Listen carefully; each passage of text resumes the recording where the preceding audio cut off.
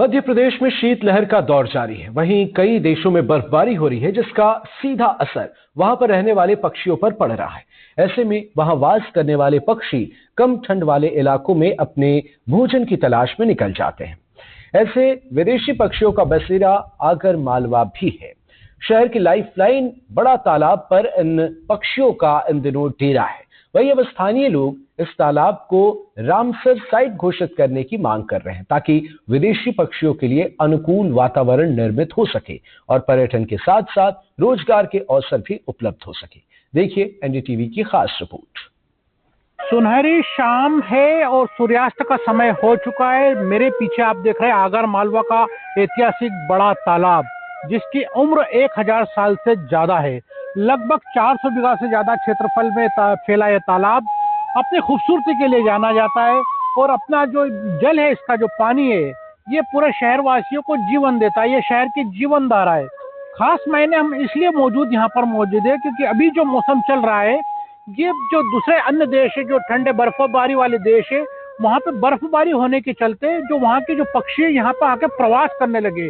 कई सारे पक्षी समय समय पर सुबह और शाम के वक्त ये पक्षी यहाँ पर देखे जा सकते हैं। इस पूरे इलाके में आप देखेंगे। अभी हमको क्योंकि मौसम थोड़ा धुंध हो गई है, इसलिए पक्षी अभी प्रवास के लिए चले गए हैं। हम आपको तस्वीरों में साफ तौर पर नहीं दिखा जा रहे, लेकिन हमारे पास जो स्टॉक फुटेज है उसमें आपको विंडो में दिख रहा होगा। पक्षी, हमारे जो विदेशी प्रवासी पक्षी यहाँ पर आ गए हैं, उनका यहाँ पे आना शुरू हो गया है। एक सुखद संकेत है क्षेत्रवासियों के लिए, क्योंकि इससे पर्यटन की संभावनाएं बढ़ती दिख रही है। यहाँ पे जो बड़ा तालाब, जो जीवन धारा है आगर का, ये पूरा शहर को पानी की सप्लाई के लिए एक बड़ा स्रोत है।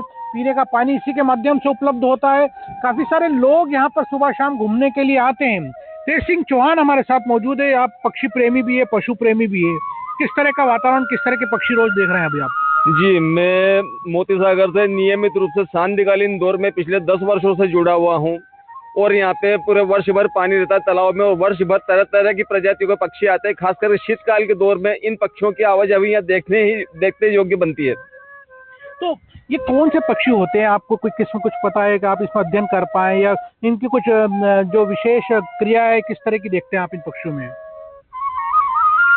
चूंकि मैं पक्षी विज्ञानी नहीं हूँ, मैं रोज इनकी गतिविधियों को देखता हूँ। इनमें बहुत सारे पक्षी ऐसे रहते हैं जो जल सतह के आसपास रहते हैं। बहुत सारे पक्षी ऐसे रहते हैं जो उड़ते हुए गोता लगाकर शिकार करते हैं। इस तरह के रोज की इनकी रोमांचक गतिविधियां रोज ही देखने को मिलती है। तो आप गिरीश नागर जी, आप समाज सेवा से जुड़े, सामाजिक संस्थाएं चलाते हैं, तो आप ये बताइए कि इस तरह का, जैसे अभी कोई एक झुंड देख रहा है, काफी सारे बाहरी पक्षी दिखाई दे रहे हैं, अगर तस्वीरों में हमारे कैमरा में दिखा सके, तो ऐसे पक्षी यहाँ पर आवास करने लगे हैं, क्या संभावना आप देख रहे हैं इस क्षेत्र के लिए? अब इसको मैं नगर पालिका से अपेक्षा करता हूँ कि मतलब इसको रामसर साइट घोषित किया जाए, ताकि उससे क्या होगा कि यहाँ पर जो प्रवासी पक्षी आते हैं उनको रहने की बहुत अच्छी व्यवस्था हो सकती है। यहाँ पर पर्यटन की संभावना बढ़ सकती है और आगर की इस जीवन रेखा और आगर का जो प्राकृतिक माहौल है, इस प्रकृति के अनुरूप और भी पक्षी यहाँ पर आ सकते हैं, अगर उनको वातावरण उस ढंग का मिलता है। तो मैं देख रहा हूँ, हमारे पार्श्व में देख रहे हैं काफी सारे जो बांसुरी वादक के अपनी प्रतिभा का यहाँ पे दोहन करने के लिए आते हैं और इस तरह का वातावरण उनको चाहिए होता है। तो जब रामसर साइट अगर घोषित हो जाएगी, तो आपको क्या लगता है कि किस तरह का फायदा यहाँ पे लोगों को मिलेगा? यह फायदा ये होगा कि लोग और भी आएंगे।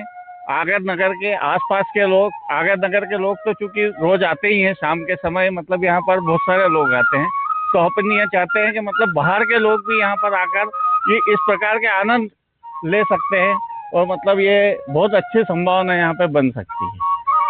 तो विदेशी पक्षियों के आगमन से काफी सारी संभावना इलाके के लोग देख पा रहे हैं यहाँ पे, और उनको लगता है कि अगर ये विदेशी पक्षियों के लिए एक स्थायी प्रवास का स्थान बन जाए, तो वहाँ पे रोजगार के साधन बनेंगे, पर्यटन की संभावनाएं बनेंगी, और इस तरह की कला जो शहर में अलग अलग छुपी पड़ी है, वो अपनी प्रतिभा का दोहन या करके वो एक नया नाम कमा सकते हैं, क्षेत्र को, इलाके को नई पहचान दे सकते हैं। मैं विदा लूंगा, लेकिन इस विदा लेने से पहले आपको वापस इस तालाब किनारे पे उसी मधुर संगीत के साथ छोड़ जाना चाहूंगा।